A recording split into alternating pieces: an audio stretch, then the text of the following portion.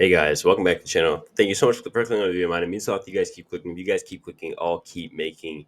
Today, we're going to talk about 5 things that I want to see in Survivor 41. So we've done 5 bold predictions. We've done 5 more bold predictions. I've done my winner pick. I've done my boot order.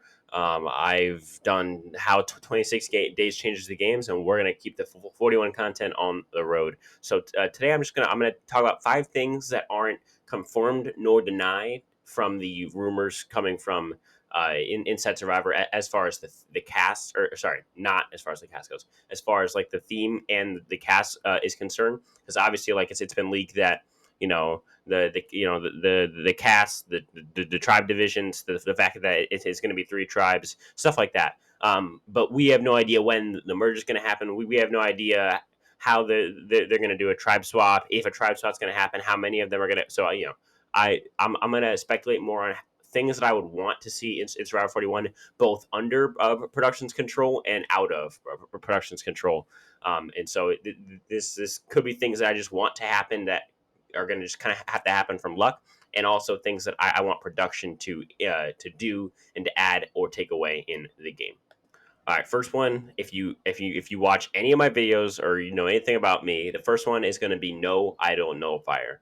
Idol nullifier. I've said it 1,000 times. The entire point of an advantage is to give the minority power, and so that if you fail in the strategical game, meaning you're in the minority, you can't form bonds to have majority, then you kind of get a tool to use to like through the strategical game in like an idol or a legacy advantage that you can play in order to suffice for your lack of social game and lack of ability to get a majority, aka it's meant for the minority to gain power from the majority. The idol nullifier is the exact opposite. When in the hands of the majority, it can be used to make a vote final. There's nothing that you can do with an idol nullifier if you're in a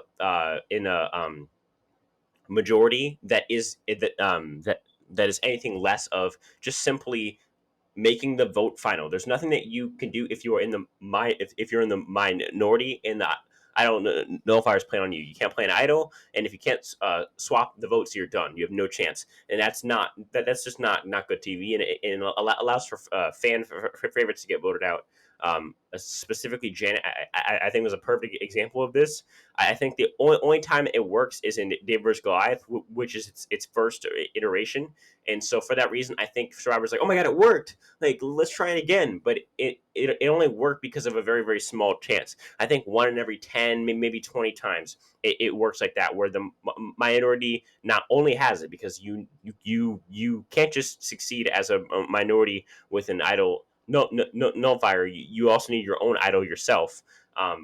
You also, yeah. So I feel like that scenario where the minority has an idol and I don't know if they know who has an idol and who's playing their idol and who they want to vote out. I think that's the only time it works, and that's like 1 out of 20, maybe even one out of like 50 or 100. But because that small chance happened in David vs Goliath, and because the David vs Goliath was such a well received season, they tried it like 2 times more, once in 39 and then once in I believe 40 when Parvati had it. And you've seen the 3 versions of it so far. David vs Goliath worked perfectly, but only because of a small circumstance. And 39, it worked terribly because your favorite goes out in a very unentertaining and unclimactic vote. And in season 40, where it's just a non-factor because the person who has it can't do anything with it because they don't also have an idol. So yeah, I feel like it's just it needs to go, and that's definitely something that I want to see in Survivor 41 is that I don't know if Fire does not come back. All right. Another thing that I do want to see in Survivor 41 is more out of order editing. I really liked how they edited certain sequences in Edge of Extinction and Winners at War. I really like the whole like montages. So it isn't really out of order editing only, but definitely that's part of it. But I also like the montages as well, like the Nick keeps butting in on conversations montage or montage. I really like that. I like the idea of editing it differently because Survivor is so uh, it's so based on a timeline. Like it literally says day 26 at the bottom of the screen. Like I want to be able to see like, oh, like okay, like oh, it's earlier today, or like oh, 6 days earlier he made two fake idols. Like that's cool. Like when it's just like okay, you make two fake idols, and 2 episodes later it just pops up like oh my god, someone found them. It's like it's not as like all in one moment, and I feel like you can make some moments uh, one moment and make them kind of like the build up be a lot quicker. So you don't have to waste as much time for us investing into storylines that aren't going to pop up until later episodes instead of just doing a flashback or popping up later in the episode instead of just doing a flashback at the end of the episode or towards the end of the episode or towards the middle of the episode. I feel like that's the way for, like that. I feel like the editing can get better and more unique. Okay, so for my third, it's kind of interesting. I think we need to do a little better job about the whole family visit and how it's formatted. Especially like looking back. I know today I was watching a podcast for the Seven Players episode for Phil and Alexa from the Specialists podcast that they're doing, and the episode that they were talking about was the Great Lie episode, where the family challenge is really interesting. Like they have them going up on a plank, and so everyone can interact but it's more interactive. It leads to more social breakings, and like the reward is bigger, and obviously it leads to such a big moment. I feel like they need to come up with a better idea than just okay, like you're gonna do the challenge. And the winner gets to pick two pairs to go with their pair, and then the other four pairs go back and that's it.